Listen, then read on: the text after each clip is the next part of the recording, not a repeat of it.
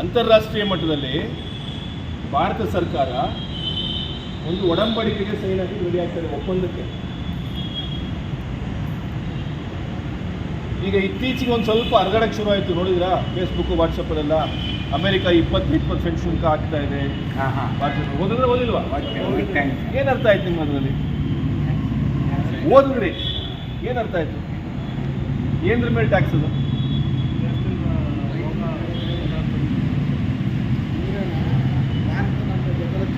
ಈಗ ಬೇರೆ ದೇಶ ನಮ್ಮ ಮೇಲೆ ಯಾವಾಗ ಟ್ಯಾಕ್ಸ್ ಆಗುತ್ತೆ? ನನ್ನ ಉತ್ಪನ್ನಗಳನ್ನು ಆ ದೇಶಕ್ಕೆ ರಫ್ತು ಮಾಡಿದಾಗ ಆ ದೇಶದಿಂದ ನನ್ನ ದೇಶಕ್ಕೆ ಪದಾರ್ಥಗಳನ್ನ ತರಿಸ್ಕೊಳ್ಳೋದು ಒಂದು ಫಾರಿನ್ ಎಕ್ಸ್ಚೇಂಜ್ ಆಗ್ತಾ ಇರುತ್ತೆ, ಹೌದಾ? ಇಂಪೋರ್ಟ್ ಎಕ್ಸ್ಪೋರ್ಟ್ ನಡೀತಾ ಇರ್ತದಾ? ನನ್ನ ದೇಶದ ಯಾವುದೇ ಪದಾರ್ಥ ಅವರ ದೇಶಕ್ಕೆ ಹೋದರೆ 25% ಟ್ಯಾಕ್ಸ್ ಕಟ್ಟಬೇಕು ಅಂತ ಹೇಳ್ತಾರೆ. ಏನು? ಟ್ಯಾಕ್ಸ್ ಕಟ್ಟಬೇಕು. ಇದಾಗೋ ಒಂದು ವಾರದ ಹಿಂದೆಗಡೆ, ಅಂದರೆ ಇದೇನು ಮೊನ್ನೆ ಇದೆಲ್ಲ ಬಂತಲ್ಲ, ಇದಕ್ಕೆ ಒಂದು ವಾರದ ಹಿಂದೆಗಡೆ ಇಂಡೋನೇಷ್ಯಾ ಜೊತೆಗೆ ಅಮೆರಿಕ ಒಂದು ಒಪ್ಪಂದ ಮಾಡ್ಕೊಳ್ಳುತ್ತೆ. ಏನು ಅಂತಂದರೆ, ಇಂಡೋನೇಷ್ಯಾ ತನ್ನ ಪದಾರ್ಥವನ್ನು ಅಮೆರಿಕಾಗೆ ಏನು ಕಳಿಸುತ್ತಲ್ಲ, ಅದಕ್ಕೆ 19% ಟ್ಯಾಕ್ಸ್ ಕಟ್ಟಬೇಕಂತ ಇಂಡೋನೇಷ್ಯಾ ಅಮೆರಿಕಾಗೆ ಪದಾರ್ಥ ಕಳಿಸಿದ್ರೆ ಇಂಡೋನೇಷ್ಯಾ ಅಮೆರಿಕಾಗೆ 19% ತೆರಿಗೆ ಕಟ್ಕೊಡ್ಬೇಕು. ಕಳಿಸಿದವರು ಅಮೆರಿಕ ಇಂಡೋನೇಷ್ಯಾಗೆ ಏನಾರು ಕಳಿಸುತ್ತಲ್ಲ ಅದಕ್ಕೆ 0% ಟ್ಯಾಕ್ಸ್ ಅಂತೆ. ಅದಕ್ಕೆ ಇಂಡೋನೇಷ್ಯಾ ಒಪ್ಪಂದಕ್ಕೆ ಸೈನ್ ಹಾಕಿದೆ.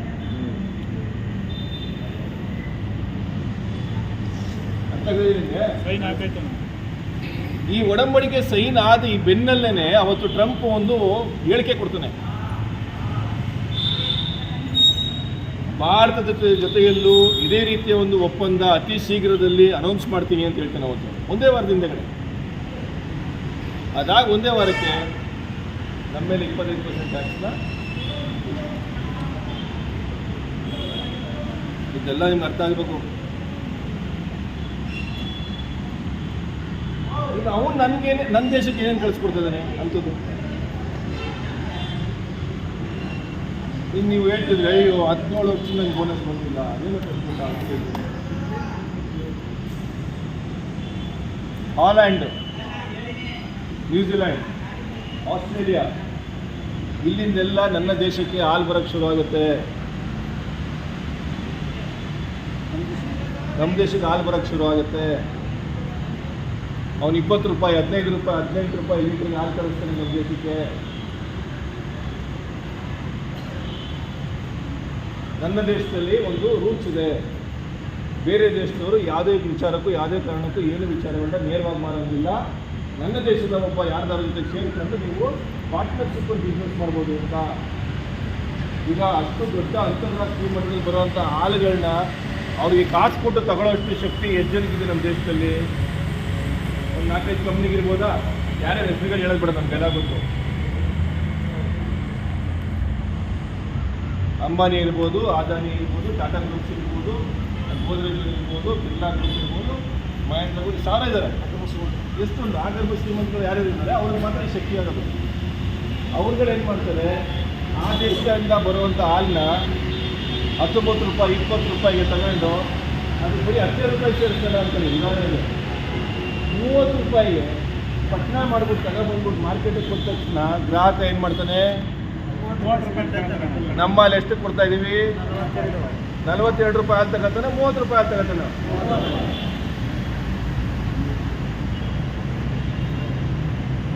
ಈ ರೀತಿಯ ಒಂದು ಒಪ್ಪಂದಕ್ಕೆ ಕೇಂದ್ರ ಸರ್ಕಾರ ಸಜ್ಜಾಗ್ತಾ ಇದೆ.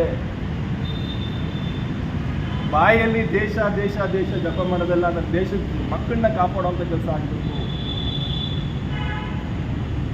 ದೇಶ ಅಂದ್ರೆ ಏನು? ಮ್ಯಾಪ್ ಮಾತ್ರನಾ ಅಲ್ವಾ? ನನ್ನ ಜನನೇ ಬದುಕಿಲ್ಲ ಅಂದಮೇಲೆ ಏನು?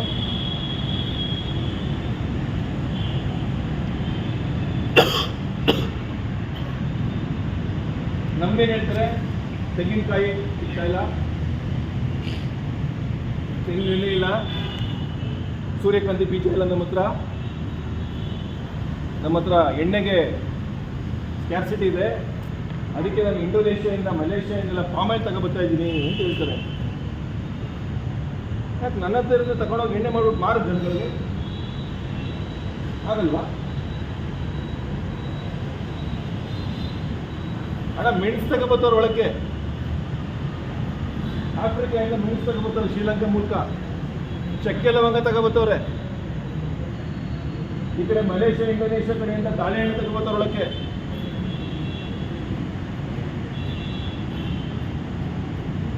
ಗೋಧಿ ಭತ್ತದ ಆಚೆಯಿಂದ, ಸಕ್ಕರೆ ಆಚೆಯಿಂದ ಬರ್ತೈತೆ.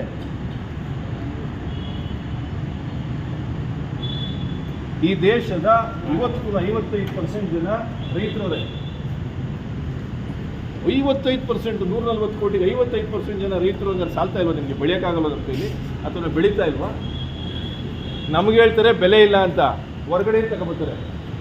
ಯಾವ ಲೆಕ್ಕ?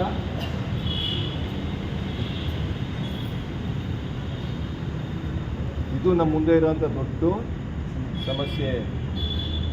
ನಾವಿದನ್ನು ಅರ್ಥ ಮಾಡ್ಕೊಳ್ದಿರ ನಾವು ಫೇಸ್ಬುಕ್ಕು, ಇನ್ಸ್ಟಾಗ್ರಾಮು, ಜಾತಿ, ರಾಮ, ಕೃಷ್ಣ ಅನ್ಕೊಂಡು ಸಾಯ್ತಾ ಇದ್ರೆ ಒಂದಿನ ಊಟ ಹಾಕಿ ಹೊಡೈತೆ ನಾನು ಹೇಳ್ತಾರೆ. ನಿಮ್ಗೆ ನಾನು ಮಾತಾಡೋದು ಇಷ್ಟ ಆಯ್ತದೋ ಇಷ್ಟ ಆಗಲ್ವೋ, ಇದೇ ಸತ್ಯ, ಇದೇ ಸತ್ಯ.